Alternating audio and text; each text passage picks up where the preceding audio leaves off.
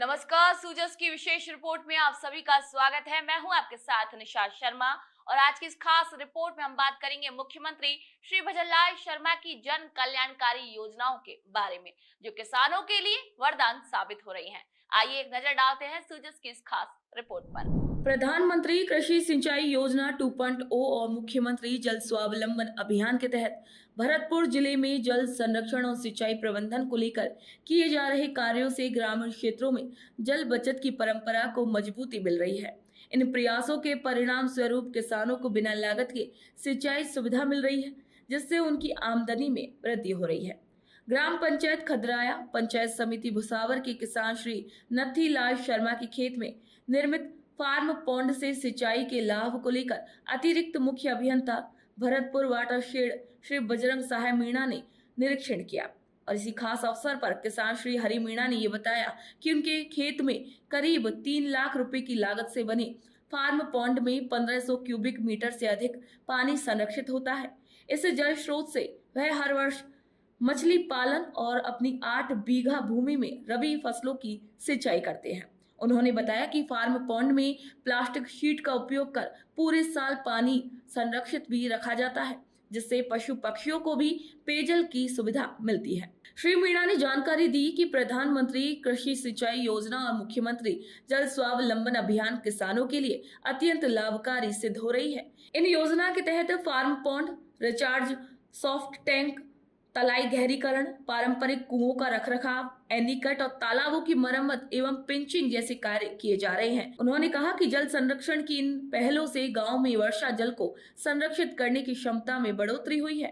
परिणाम स्वरूप वनस्पति विकास को भी बल मिला है और स्थानीय पर्यावरण संरक्षण में सकारात्मक प्रभाव भी देखने को मिला है। गौरतलब है कि एमजेएसए योजना के तहत गाँव का पानी गाँव में, इसकी अवधारणा को साकार करने के लिए हर गांव में जल स्रोतों का जीर्णोद्धार और संरक्षण किया जा रहा है, जिससे ग्रामीण जीवन और कृषि और पर्यावरण तीनों को लाभ मिल रहा है। इनमें इनका उपयोग मेन है कि आजकल वाटर लेवल इतना नीचे चला गया कि पानी उपलब्ध नहीं हो पा रहा किसान को सिंचाई के लिए। तो बरसाती पानी से ये भर जाता है बरसात के सीजन में, और उससे जब बाद में सर्दी की रबी की जो फसल होती है, सरसों, गेहूँ, चना, जो भी कुछ करते हैं, तो इससे वो अपनी सिंचाई के काम ले सकते हैं इसको। या फिर कोई इस तरह का किसान है, कोई मछली पालन करना चाहे तो इसमें मछली पालन भी वो कर सकता है। और इससे करीब एक फार्म पॉन्ड से 7-8 बीघा जमीन में वो 3 से 4 पानी आराम से दे सकता है, जिससे किसान अपना पालन पोषण परिवार का उससे कर सकता है। ये एक्चुअली क्या है, अभी ये ट्रेंड ये नया आया है इधर, तो कोशिश करें जैसे अब अपन इस गांव की बात करें खदराया की, तो इसमें करीब 12-13 पॉइंट तो खुद चुके आज की तारीख में, और भी 5-7 और खुदने हैं। तो हर गांव में हम कोशिश करें कि किसान एक बार तो इसको समझे, इस योजना का फायदा समझे, जिससे उनको भी ये फायदा मिले। तो कोशिश करते हैं कि किसान को जब तक नहीं, क्यों खेत इसमें करीब 8-9 से 10 बिस्वा जमीन इसमें उसकी कवर हो जाती है। तो हम ये चाहते हैं कि वो किसान समझे और उनको इसके बारे का लाभ का पता चले, और जिससे वो अपना फायदा उठा सके।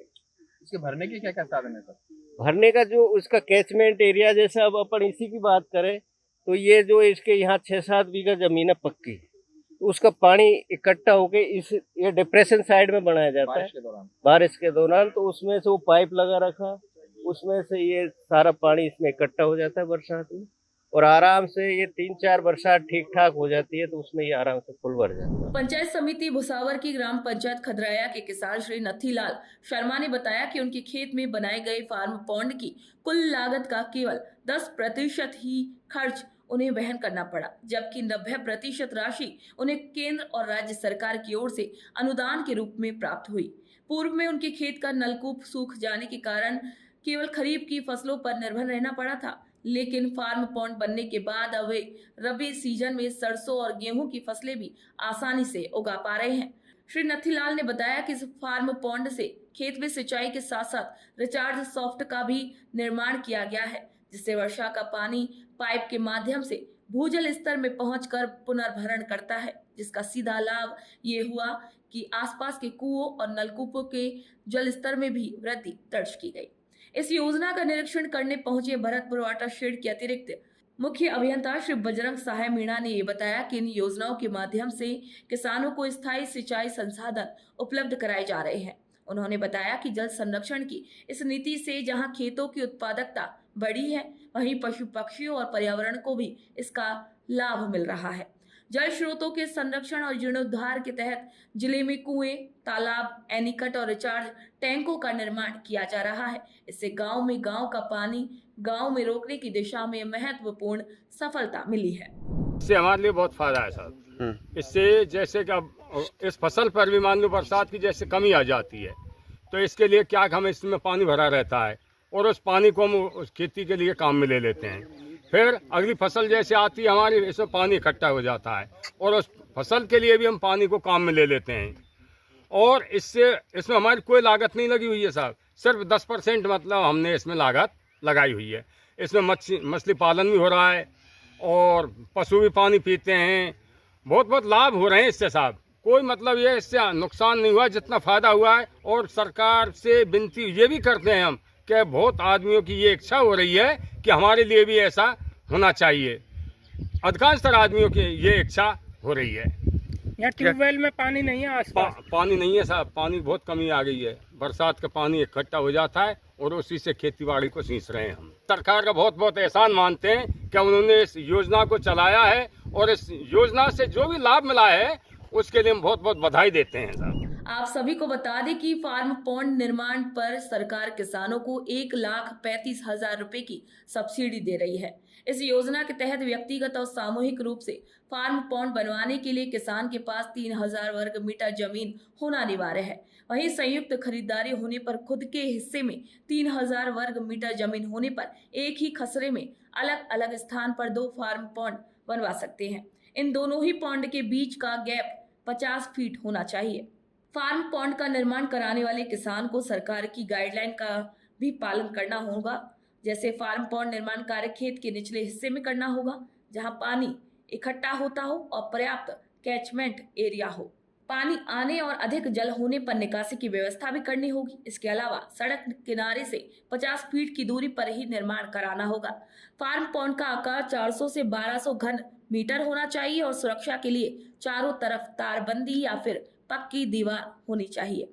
फार्म पॉन्ड बनाने पर ढलान भी जरूरी है। इसके बाद प्रशासनिक मंजूरी जारी होने के 60 दिनों के भीतर ही फार्म पॉन्ड का निर्माण करना होगा। अनुदान पहले आओ पहले पाओ के आधार पर ही दिया जाएगा। इसके अलावा फार्म पॉन्ड पर चेतावनी बोर्ड भी लगाना अनिवार्य होगा।